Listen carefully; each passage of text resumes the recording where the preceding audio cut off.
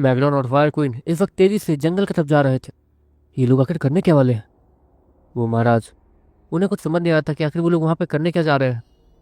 अगले ही पल मैगलॉन एक बड़े से पेड़ के ऊपर एक जोरदार छलांग लगाता और देखते देखते वो पूरा पेड़ वो लावा में बदल जाता। वह आसपास के पेड़ों में भी आग लगने लगती है। फायर क्वीन वो भी तेजी से उड़ते हुए बहुत सारी फायर को अनलीश करती है और वहां के बहुत सारे पेड़ जलाना शुरू कर देती है। ये क्या, ये सब क्या कर रही है लोग? वो महाराज हैरानी से कहता, पिताजी, जहाँ तक है यहाँ आसपास के पेड़ पौधे वैसे भी खराब हो चुके हैं। उनके अंदर अजीबोगरीब कीड़े पनप रहे हैं जो कि हमारे जान का दुश्मन है।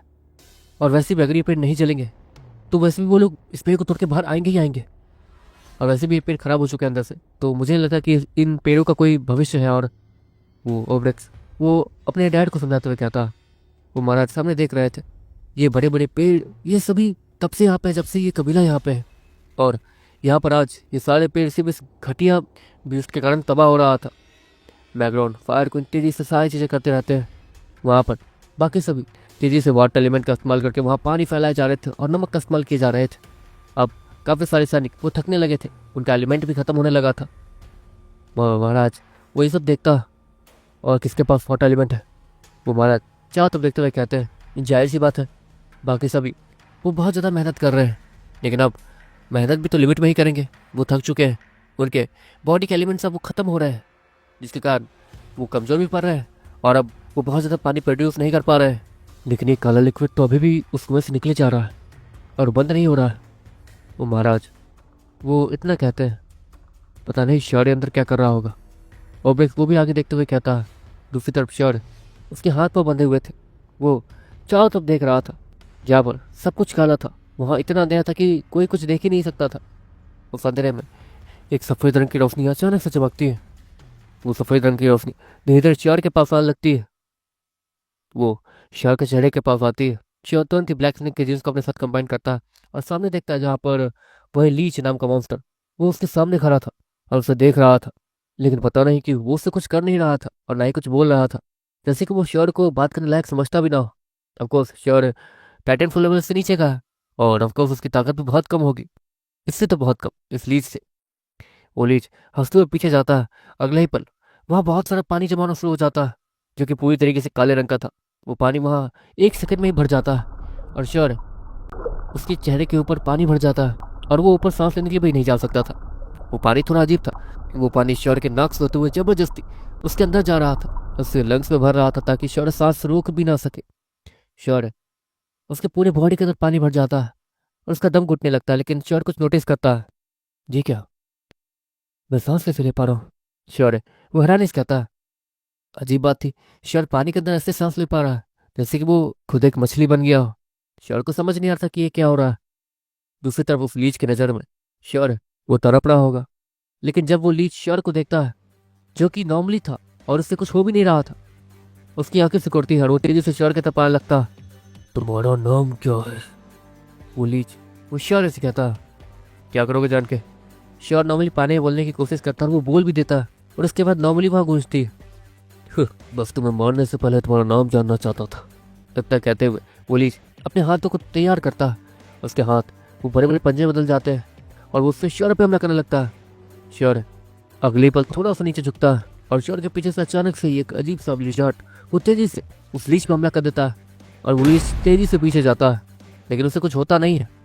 नेटन लिजार्ड वो पूरी तरीके से रिकवर कर चुका था, इसलिए अब परेशानी वाली बात ज़्यादा थी नहीं। लेकिन शौर्य उसके पास कोई प्रोटेक्शन नहीं है, उसे बहुत कुछ हो सकता है। न्यूटन लिजार्ड वो पानी में लड़ सकता था, उसे पानी में अच्छे से तैरना आता था और एक तरीके से किसी मछली की तरह ही वो पानी में सांस भी ले सकता था। लेकिन परेशानी ये थी कि शौर्य ज़्यादा कमज़ोर है और यहाँ पर हर एक पानी जो काला है वो उस लीच का बॉडी का हिस्सा है और वो उसका बहुत कुछ बिगाड़ सकता है। अगले पल शौर्य जैरिक्स टास्कफोर्स को बाहर निकालता है और वो जैरिक्स टास्कफोर्स तेजी से जाकर उन अजीब से टेंटिकल्स को काट देती है जिससे शौर्य बंधा हुआ था।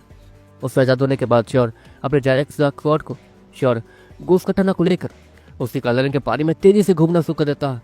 गोश्त कटाना का हमला उस काले रंग के लिक्विड पे जैसे ही पड़ता है, वो काला रंग का लिक्विड जो कि उसके बॉडी का हिस्सा था, अब इसके कारण उस लीच को वहीं खड़े खड़े ही दर्द महसूस होना शुरू हो गया था और न्यूटन लिजार्ड ने उसे एक जोरदार हिट और मार दिया था, जिससे वो और भी ज़्यादा दूर जाकर पीछे मौजूद एक दीवार से टकराता जो कि उस कुएं का एंड था। अगले पल शौर्य वो जल्द से जल्द फ्लेयर वाले आर्मर को पहन लेता और देखते देखते श्योर वहाँ पर डार्क वॉइड भी खोल देता है। जिससे होता यह है कि वहाँ का सारा पानी वो तेजी से डार्क वॉइड के अंदर जाने लगता है और वहाँ से पानी बंद होना शुरू हो जाता है। ऊपर कुआं जहाँ पर तेजी से पानी ऊपर जा रहा था, वहाँ पर अब पानी ऊपर नहीं जा रहा था और सभी लोग राहत की सांस ले रहे थे। लेकिन श्योर का क्या? वो महाराज हैरानी से कहते हैं। अगले ही पल डार्क वॉइड के अंदर से बड़े बड़े 2 टेंटिकल निकलते हैं और इन टेंटिकल्स को श्योर ने एक तरीके से उस एलियन बेस में पकड़ा था और अब ये तैयार थे लड़ने के लिए। देखते देखते वो दोनों काले रंग का टेंटिकल तेजी से बाहर आते हैं और उस लीच को जकड़ लेते हैं। लेकिन उन टेंटिकल्स की पावर इतनी नहीं थी, उनकी इतनी ताकत थी जितने की श्योर की। इसलिए वो लीच वो तेजी से मूव करता है और उन टेंटिकल्स को तोड़ कर रख देता है। अगले पल वो लीच को देखता है, उसके ठीक नीचे से एक बड़ा सा क्रिस्टल निडल वो तेजी से बाहर आया था। वो लीच तेजी से मूव करता है। अजीब बात है, इसकी पूरी बॉडी किसी पानी और लिक्विड जैसी है। तो फिर ये म्यूटल लिजार्ड के क्रिस्टल निडल से क्यों डर रहा है? श्योर है वो मन ही मन सोचता है और उसे कुछ समझ नहीं आता। श्योर ब्लैक स्नेक और जेम्स को अपने साथ कंबाइन करके अच्छे से उस लीच को देखता। अजीब बात है, इसके बॉडी के अंदर नीरो कोर भी नहीं है, लेकिन इसका पावर क्रिस्टल है, वो भी नहीं काम आ सकता। लेकिन नीरो कोर नहीं है तो फिर ये क्यों डर रहा है? श्योर वो फिर से मन ही मन सोचता। श्योर म्यूटल लिजार्ड को देखता जो कि तेजी से उस लीच का पीछा कर रहा था। वो लीच वो तेजी से म्यूटल लिजार्ड के ऊपर ही छलांग मार देता और एक पानी के फुव्वारे बदलने के बाद वो पूरे म्यूटल लिजार्ड में ही फैल जाता। म्यूटल लिजार्ड अपने बॉडी से उस लीच को निकालने की कोशिश करने लगता है। वो किसी पानी की तरह म्यूटल लिजार्ड के बॉडी पे फैल रहा था। म्यूटल लिजार्ड ये देखता है कि वो अजीब सी पानी, वो काले रंग का पानी जो कि लीच है, वो उसके नाक से होते हुए उसके बॉडी में जाना शुरू कर चुका है। श्योर तुरंत ही म्यूटल लिजार्ड को अपने नीरो कोर में वापस भेज देता है। इसके कारण वो लीच वो म्यूटल लिजार्ड से अलग हो जाता है। वो लीच तुरंत ही नॉर्मल होकर श्योर को देखता है और उस पर हमला करता है। वो उसके ऊपर भी किसी पानी के फव्वारे की तरफ बरसता है और श्योर के आर्मर के थ्रू उसके बॉडी के अंदर जाने की कोशिश करने लगता। तुम्हें मेरी बॉडी के अंदर जाना है, ठीक है? श्योर स्माइल के साथ कहता और देखते देखते श्योर अपना आर्मर उतार लेता। श्योर के बीच तो वो कुछ समझ नहीं आता कि श्योर कर क्या रहा, लेकिन वो लोग अभी देखने के अलावा कुछ कर भी नहीं सकते थे। श्योर वो म्यूटल लिजार्ड को बाहर निकाल देता ताकि वो तैयार रह सके अगले हमले के लिए। श्योर ये देखता है कि वो लीच वो श्योर की बॉडी से होते हुए उसके नाक में जा रहा है और देखते देखते वो लीच श्योर के पूरे बॉडी के अंदर फैल जाता। तो स्वागत है मेरे शरीर के अंदर दोस्त, श्योर स्माइल के साथ कहता और अगले ही पल श्योर की पूरी बॉडी वो गर्म होने लगती है और देखते देखते वो फायर प्रिंसेस के साथ कंबाइंड हो जाता है। उसकी पूरी बॉडी से तेजी से आग निकलनी शुरू हो जाती है, उसकी आंखें भी आग से भर जाती है और वो लीच जो कि श्योर की बॉडी के अंदर था वो उबलना शुरू कर देता और वो तेजी से श्योर की बॉडी से बाहर निकलता। श्योर उसके बाहर निकलते ही किस चीज़ को पकड़ लेता है। वो चीज़ और कुछ नहीं, उस लीच का पावर क्रिस्टल था। वो पावर क्रिस्टल श्योर के हाथों में आते ही गायब हो जाता है और श्योर के पावर क्रिस्टल कोर में चला जाता है। श्योर अब उसका इस्तेमाल भी कर सकता था, लेकिन अभी के लिए श्योर को इसे हराना है तो श्योर को दूसरी पावर चाहिए होगी। हाँ, अब यहाँ पानी नहीं है, तुम भी कमज़ोर हो चुके हो, तुम्हारा साइज भी छोटा हो चुका है, तो अब क्या प्लान है? श्योर स्माइल के साथ कहता। इससे पहले कि वो लीच कुछ भी कहता, म्यूटल लिजार्ड उससे जोरदार पंजा मारता है, जिसके कारण वो लीच दूर जाके गिरता। वहाँ पर अब पानी था ही नहीं जिससे वो अपनी ताकत बढ़ा सके, ऐसे तो वो पक्का मारा जाएगा। वो लीच ये सब देखने के बाद पीछे पलट के भागना शुरू कर देता है, लेकिन उसके भागने वाले रास्ते पे अगले ही पल एक क्रिस्टल बॉल आ जाती है। वो लीच वो तुरंत ही पीछे देखता। तुम मुझे हरा नहीं सकते हो, मैं बस एक हिस्सा हूँ, वो लीच स्माइल के साथ कहता, जैसे कि उसे किसी बात का डर ही ना हो। लेकिन तुम्हें मरने का डर तो है ना, और तुम्हें दर्द भी होता है। श्योर इतना कि तुम्हें तेजी से उसके सामने अचानक से आ जाता है और अपने गोश्त कटाने से उसके एक हाथ को काट देता है और वो हाथ कटते ही उस डार्क वॉइड में गिर जाता है। वो लीच अपने हाथ को महसूस भी नहीं कर पा रहा था, बिल्कुल वैसे ही जैसे कि वो अपने पूरे बॉडी के उस पानी को जो कि डार्क वॉइड में चला गया था उसे महसूस नहीं कर पा रहा था। लेकिन यहाँ पर बात यह थी कि वो लीच वो अभी श्योर से ज़्यादा ताकतवर था। वो लीच एक जोरदार मुक्का श्योर के बॉडी पे मारता है। म्यूटल लिजार्ड तो पीछे था, वो अपने मास्टर को बचा नहीं पाएगा और ये मास्टर मर गया तो सब खत्म। उस लीच ने भी पूरी ताकत लगाई थी और श्योर पे मुक्का चलाया था, जिससे श्योर वो पक्का मारा जाता। लेकिन श्योर पता नहीं क्यों फिर भी नॉर्मली खड़ा था और उसे डर नहीं लग रहा था। अगले पर वो पंच जैसे ही श्योर की बॉडी पर लगता है, वो पंच वो पानी की तरह इधर उधर बिखर जाता है। वो लीच ये सब देख के बहुत हैरान होता है और पीछे हटता और अपने हाथ को चेक करता, जहाँ पर उसकी पूरी बॉडी में धीरे धीरे छोटे छोटे कांटे अपीयर हो रहे थे और उसकी पूरी बॉडी को धीरे धीरे पिघला रहे थे। वो लीच ये सब देखने के बाद तेजी से श्योर के चेहरे पे हमला करता ताकि वो अपनी बॉडी का इस्तेमाल करके श्योर के चेहरे को अब खत्म कर सके। वो एक आखिरी मूव करना चाहता था, लेकिन अगले पल श्योर के चेहरे के सामने अचानक से एक क्रिस्टल बॉल फिर से पेयर होती है और वो लीच उससे टकरा के ही रह जाता और नीचे गिर जाता। धीरे धीरे वो लीच पिघलना शुरू कर देता। ये अभी खत्म नहीं हुआ है। तुम्हें लगता है कि तुमने मुझे हरा दिया तो जीत गए? नहीं, मैं वो नहीं हूँ जो तुम सोच रहे हो।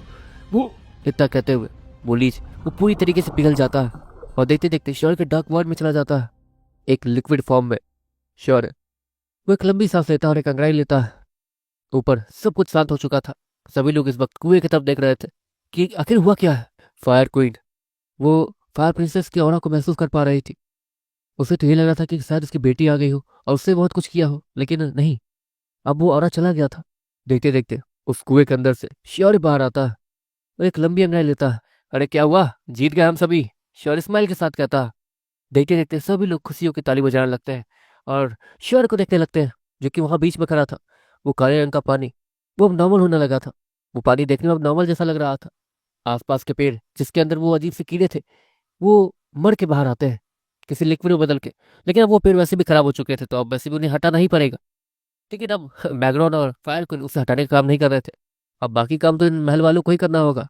श्योर है इस्माइल के साथ ये सब देख ही रहा था इतने में श्योर के सामने अचानक से एक आदमी अपीयर होकर आता जो कि उसे देख रहा था। और ये वही आदमी था जो कि उस लीच के साथ था उस समय। और ये सब देखने के बाद तुरंत ही तैयार हो जाता और वो उस आदमी के पाव को जानता था। ये बहुत ज्यादा ताकतवर था, लेकिन वो आदमी लड़ने के मूड में नहीं लग रहा था। वो अजीब सा कैमरा निकालता और श्योर की फोटो खींच लेता और फिर वो फोटो को देखने के बाद वो वहां से चला जाता। श्योर उसे कुछ समझ नहीं आया था कि हाँ हुआ क्या है। वो आदमी आया, फोटो खींचा और चला गया। दूसरी तरफ बैकग्राउंड अगले पल श्योर के बगल में आता। क्या हुआ? बैकग्राउंड श्योर से स्माइल के साथ कहता, नहीं कुछ नहीं। ऑफकोर्स उस आदमी को किसी ने देखा नहीं था। वो आदमी आकर बस श्योर की फोटो खींच के चला गया था। नहीं कुछ नहीं, बस थक गया हूँ। श्योर वो सभी से कहता, फिर तो आराम कर लो, वैसे भी अभी पूरी रात पड़ी हुई है। हमारे सैनिक वो पहरा दे देंगे। वो महाराज वो श्योर के कंधे को थपथपाते हुए कहता, लेकिन अब पहरा देने की जरूरत नहीं है, वो सच में मारा जा चुका है। श्योर उस महाराज से कहता, तुम सच में जाबाज हो लड़के। वो महाराज श्योर के कंधे को थपथपाते हुए कहते रहते हैं। श्योर सभी को देख पा रहा था जो कि सभी लोग खुश थे। श्योर वो अब धीरे धीरे महल में जा रहा था। वो सच में थक चुका था। उसने अपनी बहुत ज्यादा ताकत का इस्तेमाल किया था, लेकिन म्यूटल लिजार्ड उसकी ताकत देख के तो श्योर हैरान था। म्यूटल लिजार्ड की वो ताकत जो कि उसके पंच में रहती है, जिससे वो किसी की भी बॉडी को अजीब सा बना सकता है। वो पानी वाले बीस्टों के ऊपर बहुत ज्यादा काम कर सकता है। वो लीच पानी वाला ही बीस्ट माना जाता है ज्यादातर, ऑलमोस्ट। इसलिए वो उस अजीब सी चीज ने, वो म्यूटल लिजार्ड के उस अजीब से हमले ने उसके ऊपर बहुत जल्दी काम किया था। चलो अब मेरे पास एक पानी वाला बीस्ट भी हो गया जो कि कमाल का है। श्योर इस्माइल के साथ क्या था। और उस रात सभी लोग जश्न मनाते हैं। किसी को भी कोई परेशानी नहीं थी। लेकिन अब एक और परेशानी है। हमारा कुआं खराब हो चुका है, उसे ठीक करना होगा। श्योर एक काम कर सकते हो, हमारे लोग कुएं में जाने से डर रहे हैं, तो तुम अगर चले जाओ उनके साथ तो। वो महाराज श्योर से कहता, हाँ हाँ उसकी चिंता आप मत कीजिए, मैं सब कुछ ठीक कर दूंगा। श्योर उस महाराज से कहता। देखते देखते वो रात अच्छे से बीत जाती है। श्योर जब उसकी सुबह आँख खुलती है तो उसके दरवाजे पे कोई था। श्योर आधी नींद में ही उस दरवाजे को खोलता। ओ ओलिना तुम? श्योर वो ओलिना से कहता। ओलिना वो कमरे की हालत को देखती है और अंदर आती है। ईश्वर के दोस्तों ने रात में पार्टी करने के चक्कर में पूरा रूम ही बर्बाद कर दिया था। ओ सॉरी, ये मैंने नहीं किया, मेरे दोस्तों ने किया। और श्योर है वो सभी को बुलाते हुए कहता है, लेकिन सारे बीच तो उसके निरुकर में सो रहे थे। कोई बात नहीं, ओलिना श्योर से कहती है। हाँ सुबह सुबह यहाँ क्यों, कोई परेशानी है क्या? श्योर ओलिना से कहता, नहीं कोई परेशानी नहीं है। ओलिना स्माइल के साथ श्योर को देखते हुए कहती है, देखो अगर तुम मुझसे इम्प्रेस हो गई हो तो देखो, मुझसे इम्प्रेस होने की जरूरत नहीं है। मैंने जो भी किया किया बस हो गया। श्योर हंसते हुए कहता है जैसे कि वो उस लड़ाई में क्या हुआ वो बताना ना चाहता हो। अगले पल ओलिना उसकी आंखों से हल्के से आंसू निकलने लगते हैं और वो रोने लगती है। अरे ऐसा मैंने क्या कह दिया कि तुम रोने लगी? श्योर ओलिना से कहता है। ओलिना वो श्योर के पास आके उसे गले लगाती है। तुम्हें क्या हुआ है? श्योर ओलिना से कहता है, मैं मैंने उस लड़ाई को देखा, तुम जो लड़ रहे थे। ओलिना श्योर से कहती है। श्योर वो अपनी आंखें फाड़े ओलिना को देखने लगता है। तूने देखा मैंने कैसे लड़ाई की? श्योर ओलिना से कहता, लेकिन ओलिना तो उसे छोड़ ही नहीं रही थी। हाँ देखा, तुमने कैसे लड़ाई की? ओलिना वो ऑफकोर्स अपने रूम में बैठे बैठे जादू के इस्तेमाल से बहुत कुछ देख सकती थी और उसने शायद देख लिया था कि श्योर क्या क्या कैसे लड़ता है और बहुत कुछ। और तुम्हें और क्या पता चला? श्योर ओलिना से कहता, अगर तुम मुझे गले नहीं लगाओगे तो मैं बता दूंगी सभी को कि तुम्हारे पास फायर प्रिंसेस है। ओलिना रोते हुए कहती है, ये कैसी धमकी है? श्योर, वो ओलिना से कहता, फायर क्वीन अब भी यही है, बताओ। ओलिना, वो श्योर कहती है और श्योर को जबरदस्ती से गले लगाना पड़ता। अरे मेरी बात ठीक है, देखो जो भी हुआ प्लीज किसी को बताना मत। श्योर, ओलिना से कहता, मतलब तुम्हारी वही गर्लफ्रेंड है क्या, वो फायर क्वीन प्रिंसेस? तो उसी के भरोसे बोल रहे थे कि वो तुम्हारी गर्लफ्रेंड है? ओलिना श्योर से कहता, मतलब देखो।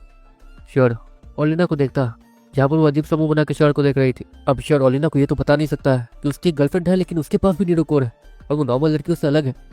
हाँ श्योर, ओलिना से कहता, हाँ तो वो तो अलग हो गई ना, मुझसे शादी नहीं कर सकते जब मैं बड़ी हो जाऊंगी। ओलिना श्योर से कहती है, तो मुझे प्रपोज कर रही हो? श्योर ओलिना से कहता, हाँ, और अगर एक्सेप्ट नहीं किया तो मैं बहुत सारी चीजें बाहर जाके बता दूंगी। ओलिना वो श्योर को धमकी देते हुए कहती है। श्योर ने अंदर वहाँ फ्लेयर वाला आर्मर, अपने दोनों तलवारों को एक साथ फुल पावर के साथ यूज किया था और भी बहुत कुछ। इसलिए श्योर है वो ये रिस्क नहीं ले सकता था कि उसका सच्चाई बाहर आए। आपको इस जमाने में भी अगर श्योर फ्लेयर की आइडेंटिटी का यूज करता है तो सभी को पता चल जाएगा कि श्योर और फ्लेयर अलग अलग है। देखो इस सच्चाई को बाहर बता देना। श्योर है, ओलिना से कहता, नहीं आने दूंगी, पक्का। ओलिना वो श्योर से कहती, गुड। श्योर स्माइल के साथ कहता, लेकिन जब मैं बड़ी हो जाऊंगी तो मुझसे शादी करोगे? ओलिना श्योर से कहती, अरे लेकिन ये पॉसिबल नहीं है। श्योर ओलिना से कहता, अच्छा, पहले मुझे अपने प्यार में फंसाया और अब ये कह रहे हो? ओलिना श्योर से कहती, तुम्हारी उम्र ही क्या है जो तुम प्यार में फंस गई? श्योर ओलिना से कहता। अगले पल श्योर कुछ नोटिस करता है, उसकी आधी बॉडी सुन्न हो गई थी और बस उसके पाँव उसके कंट्रोल में थे। श्योर पीछे गिरने लगता है। अगले पल ओलिना उसे पकड़ लेती है और उसे गले लगा लेती है। अगर तुम अब मुझे नहीं मिले तो मैं अपने आप को जान से मार लूंगी।